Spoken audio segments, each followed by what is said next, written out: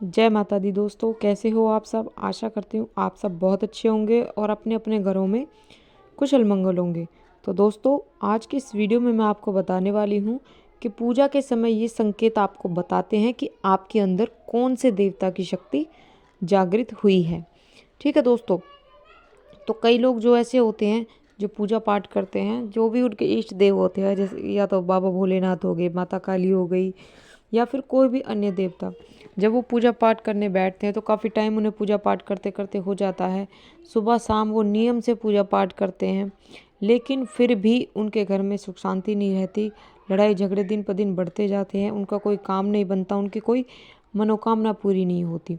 तो वो लोग ये सोचते हैं कि पता नहीं हमारी हम जो पूजा पाठ कर रहे हैं वो हमारे इष्ट देव तक पहुंच रही है या फिर नहीं पहुंच रही है। ठीक है, तो ये आज आपका ये डाउट मैं क्लियर कर दूंगी इस वीडियो के माध्यम से। तो वीडियो बहुत ही इंटरेस्टिंग होने वाली है दोस्तों, वीडियो के लास्ट तक बने रहिएगा। वीडियो को बिल्कुल भी स्किप मत करिएगा। अगर आप वीडियो को स्किप करके देखोगे, मतलब बीच बीच में से अगर काट काट के देखोगे, तो आपको कुछ भी समझ में नहीं आएगा। इसलिए वीडियो के लास्ट तक बने रहिएगा। तो आज मैं आपको कुछ ऐसे संकेतों के बारे में बताने जा रही हूँ जिन संकेतों से आप जान सकते हो कि आपके अंदर कौन से देवता की शक्ति चल रही है। आपके मतलब आपके जो इष्ट देव हैं उनकी शक्ति चल रही है या फिर किसी अन्य देवता की शक्ति चल रही है। ठीक है दोस्तों, और आपके जो इष्ट देव है वो आपकी मतलब पूजा पाठ से प्रसन्न है या नहीं, या फिर आपकी पूजा पाठ जो भक्ति है वो आपके इष्ट देव तक पहुंच रही है या फिर नहीं। तो चलिए बात करते हैं पहले संकेत के बारे में। अगर पूजा करते समय आपके शरीर में जब आप पूजा पाठ करने बैठते हो तो आपके शरीर में अचानक से कंपन पैदा होती है, मतलब कपकपी सी महसूस होती है आपको, और आपकी आंखों से अगर ऑटोमेटिकली आंसू निकलने लगे और आपके शरीर में हल्के हल्के से झटके लगने लगे।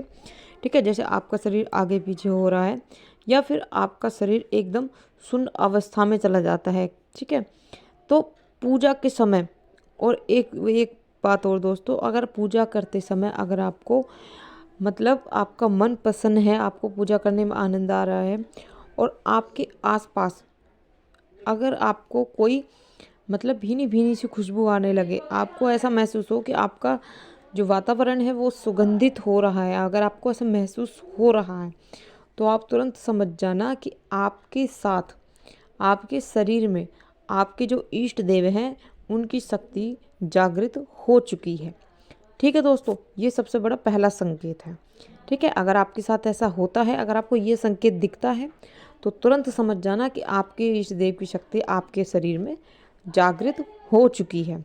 ठीक है दोस्तों, दूसरा संकेत, जब आप पूजा पाठ करते हो तो आपकी आंखें, जब आप बंद करते हो अपनी आंखें, तो आपके दिमाग में कोई भी नेगेटिव विचार नहीं आता, सिर्फ पॉजिटिव विचार आते हैं। ठीक है, और साथ ही जिस देवी देवता का मंत्र आप जाप करते हो, को जो भी आपका जिस भी देवी देवता का आप मंत्र, जब कोई सा भी मंत्र आप जाप करते हो, ध्यान लगाते हो, तो अगर उन देवताओं की तस्वीर, ठीक है, अगर उन देवताओं की तस्वीर आपको स्वप्न के माध्यम से या फिर ध्यान के माध्यम से आपको दिखती हैं, तो आप इन संकेतों से जान सकते हो कि आपके साथ उस देवी देवता की शक्ति ज़रूर चल रही है, आपके शरीर के अंदर उस देवता की शक्ति जागृत हो रही है। क्योंकि ऐसा तभी होता है जब किसी दिव्य शक्ति का हमारे चारों तरफ घुमाव होता है, कोई शक्ति हमारे चारों तरफ घूम रही होती है, ऐसा तभी हमारे साथ होता है।